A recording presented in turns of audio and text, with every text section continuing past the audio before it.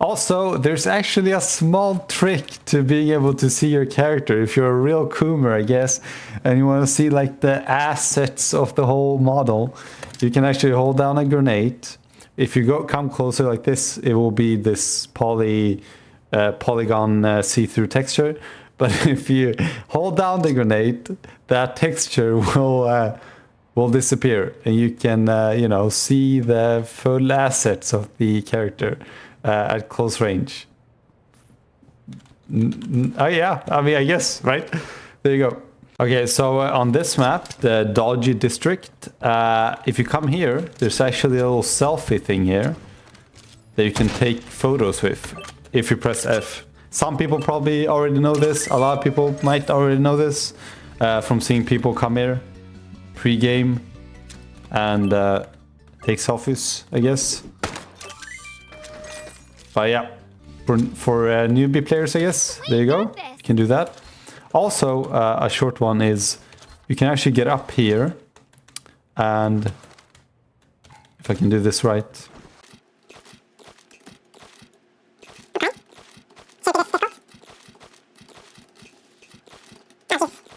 There you go. You can actually get up here. It's not too hard once you do it a few times. You can actually get up here and stand here without paper mode, which can, you know, give you a nice advantage of overlooking things and, you know, surprise the enemies when they're trying to flank. So for the people that didn't know, the way you look at your character model, if you want to look at the full character model mid-fight, is you have to go AFK for a few seconds, just for a few seconds, like 3 to 5 seconds, you have to stand still, and then you'll have like the free cam of looking around, you know, without without the auto switch from the camera, and then you'll freely be able to look around. Okay, so for the players that don't know, you can actually take fall damage in this game. I saw a tournament when there was a few pros playing, and they actually lost the round by one of the teammates falling and dying by fall damage. So you can actually take fall damage. Probably something you're not going to experience too much, because you should always, you know, either time your double jumps so you don't take fall damage, or, you know, spam paper a lot of the times. But you'll see that little animation there. Your character will like squint, say like ouch or something, and you'll do like a abrupt stop, and you'll take a maximum of 10 damage. And it will slow down your movement speed as well. Probably something you don't have to think about basically ever, since you should always, like, you know, be in paper mode a lot of the times when you're doing like those types of movements and drops anyhow, to avoid damage and whatnot. But yeah, that's one of them. Also, for the people wondering, the healing grenades, which I find to be quite good, like pretty OP in scenarios where you have time enough to use them. When you have enough time for the actual full effect of it to give you the, well, effect. You do not have to stand in the healing grenades. It matters not whether you rush into the healing grenade or you stand still in it. It does not matter. As long as that little tick hits you, it will heal you, you know, the same. And it's 60 HP. So whether you throw it, you know, beforehand and you run into it, it will heal you the same. Versus if you know, stand in it. Doesn't matter. It's a one, you know, hit thing. Once it registers on you as a character, you know, it registers to you as a character. And also you can, by the way, for people also wondering, you can have two grenades of the same kind. You just can't have two grenades of the same kind pre-selected in the beginning. But if you do, you know, kill someone and you know, let's say you kill someone, you like grenades, they drop a grenade, you can throw away your other grenade, and now you'll have two grenades, which can be pretty, you know, handy as well. So you can have two grenades of the same kind, you just can't start off with two grenades, you know, of the same kind. But yeah, that's how long the healing grenade actually lasts for. So don't throw it, you know, like too far away, and then by the time you know, get to it preemptively, it's gone, right? Like that. Just, you know, throw it, you know, just throw it like that, rush through it, and you're good. Gives you 60 HP with a 3 instance tick until it reaches the 60. So it doesn't give you the HP straight away. It will take some time. It will take like maybe 20-25 seconds or so, 20 seconds for it to give you that amount. It's a 3-tick interval. It doesn't feel like it's every second. Grenade. It's a 3-tick. You can see down there, and there's a little icon to show it. It seems like it's a 3-tick every half a second or so from the speed of it. So yeah, it's not gonna take too long, but just remember that. So when you're low on HP and you need to recover, like don't just throw the grenade and then rush into battle and then think that you're, you know, all good. Okay, so bot plays. A lot of people complain that the game has a lot of bots, and I agree, it does have a lot of bots. So the way bots work in this game when you play multiplayer is, and you've probably experienced this maybe if you've gone to the bathroom for too long or something. You'll get like a warning on screen, like warning you've been away for too long, and then a bot will actually take over your character. I've done this when I've gone away for too long, and then I come back and you know I haven't gotten kicked, but the bot has taken over, and I can see the bot, you know, run through the map, and then you know I press my keyboard and then I can take over the bot.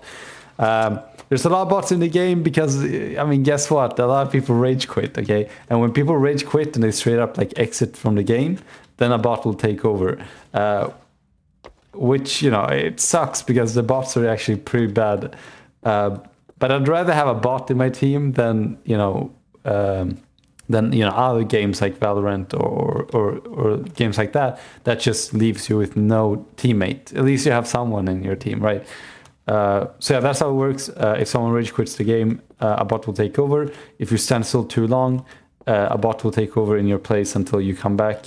I don't know if you'll get auto-kicked eventually. If you can't just go AFK the whole match. I'm sure eventually it will just perma kick you out of the game. But yeah, that's how bots work, by the way. Okay, this is probably my biggest tip ever. Please do this. I've gotten so pissed off because I've played the game and then I rebooted the game and I'm like, what is happening? Like my game is stuttering, it's lagging. What's happening, man? Right? And it's because the game, for some reason, I don't know how many people experience this. For some reason, oh my God, it did it again. It's done it again. It automatically puts your game in borderless full screen for no reason.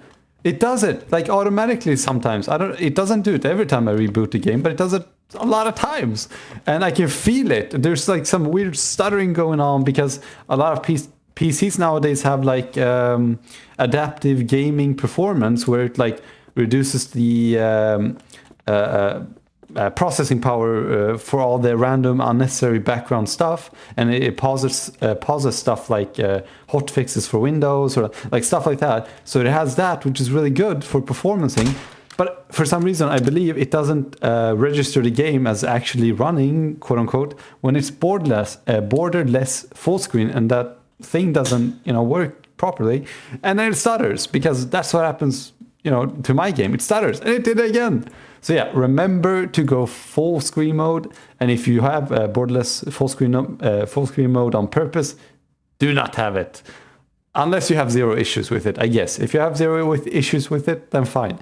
I don't like it because I've noticed, especially when you're running like a dual screen monitor, and I have a borderless full screen, I still have issues with, sometimes accidentally moving my mouse too fast, and then, it clicks outside the game or something like that.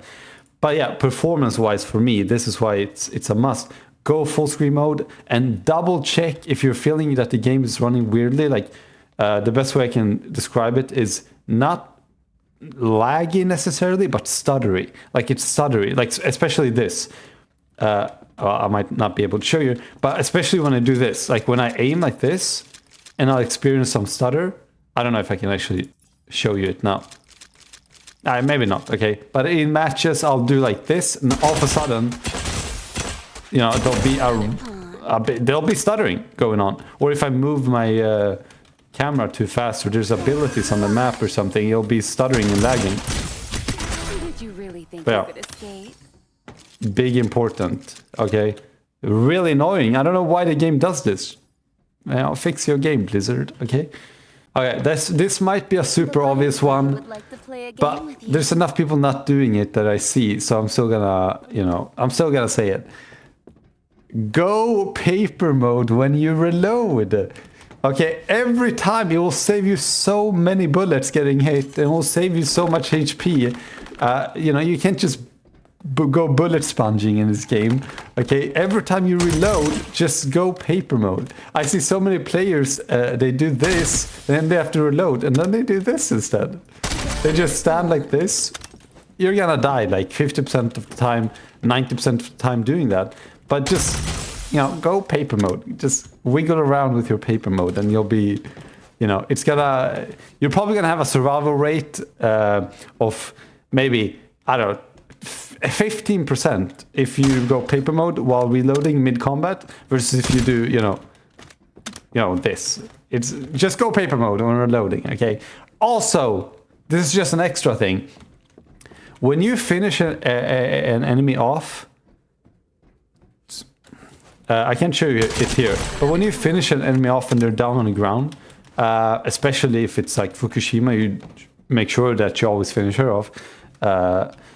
Do it with your secondary. It can save you so much, not hassle, but it can save you like so much, because if you're trying to finish an enemy off and you're really unlucky and their enemy, their friends are like rushing into you, and after you've killed them, you have to reload. So you stand still, you reload, and now you want to finish them off, and then you again have to shoot, and now you have to reload again, and now the enemy is probably busting through the metaphorical door or whatever, and killing you, because now you've been caught with your panties down, being forced to reload, you know what I mean? So yeah, switch your secondary when you finish someone off. So switch to your secondary, and then you can switch back to your main, or preferably, kill them, reload, and then finish them off with the secondary. It will save you a lot of times. It will. Okay, now this is maybe not the biggest deal, but it could be a big deal. So mid-fight, if you have to switch to your secondary, right, you'll be left vulnerable at the short time when you're switching to your secondary. So it'll be like, depending on the secondary, especially like the katana, it takes a long time to whoop out, okay? Let me shoot here and then switch at the same time. That's a good like 1 second or something, okay? You can take a lot of damage during that 1 second. So what you could do is go paper while switching, okay? Now this is probably like an extra step. Are you really gonna need this? It's like, it's gonna give you a slight advantage that I do a lot of times. Or well, a lot of times I just don't do it because I forget about it, but it can definitely help you. Just a small tip, okay? So while you're shooting, you need to switch your secondary, go paper first, or at the exact same time or whatever. You shoot, you go paper, and then you switch, and then you can get out of the paper mode. So you shoot, switch to your secondary, right? Because it's gonna help you not be vulnerable while doing that switch. Yeah. A less important tip, but I guess if you like the cosmetics and stuff, important thing to think about, not every skin give me a holler if you need it. Is actually shown here. Okay, I don't know if I mentioned this before, but not every skin is shown here, right? You can see here, and fairly enough, you'll say that there's not enough skins here, right? 1, 2, 3, 4, 5, 6, 7, right? Not all skins. 8. Not all skins are actually shown here. If you go in the store and you go in daily pick, they'll have rotations of skins here that are for some reason not shown in the character selection screen skin slider thing. I don't know why they do that, but yeah, so not all skins are shown there. I'd say probably 50% of the skins aren't shown there approximately, from what I've seen on the wiki of all the skins and stuff. I have made like videos about every single skin showcased on my channel, where I get through some of the characters, and I show every single skin they have, and maybe even skins they haven't released yet. I think so far I've only done Michelin and They told me the mask IKEA would so protect far. me. Those No matter videos where take I a long ass time to do actually, so I don't know if I'm gonna make it on every single character. I'm just saying. So yeah, not every skin is shown here when you check out here.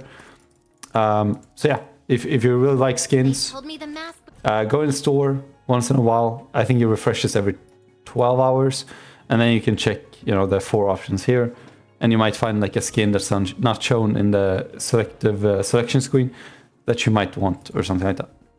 Also important for the people that want to increase closeness here, you do not have to play Celestia, by the way, if you didn't know this. If you want to increase this little thing here, the closeness, the oath, to get these free stuff, you do not have to play Celestia. You do not. Now, there will be quest-specific ones, like this one is quest-specific, right? So it will be like rescue teammates 5 times with Celestia, boom, and you get the skin, right? But in order to increase the actual closeness here, you don't have to play her. You can play any character and you'll increase the closeness. It takes some time, but you don't have to give her gifts, okay? And you don't have to play her to increase this. You can play any other character. It'll still increase it, by the way, for the people that didn't know. Also, very important, there's some people who are like, I have no dream tokens. You know, I am dream token less, okay? This is gonna sound so stupid, but some people don't know that you have to collect these after every level, okay? When you click, there'll be like a red dot right here. I'm level 30 right now. When you click it here and you go level reward, some people, I know this might sound stupid, but some people don't know about this, okay?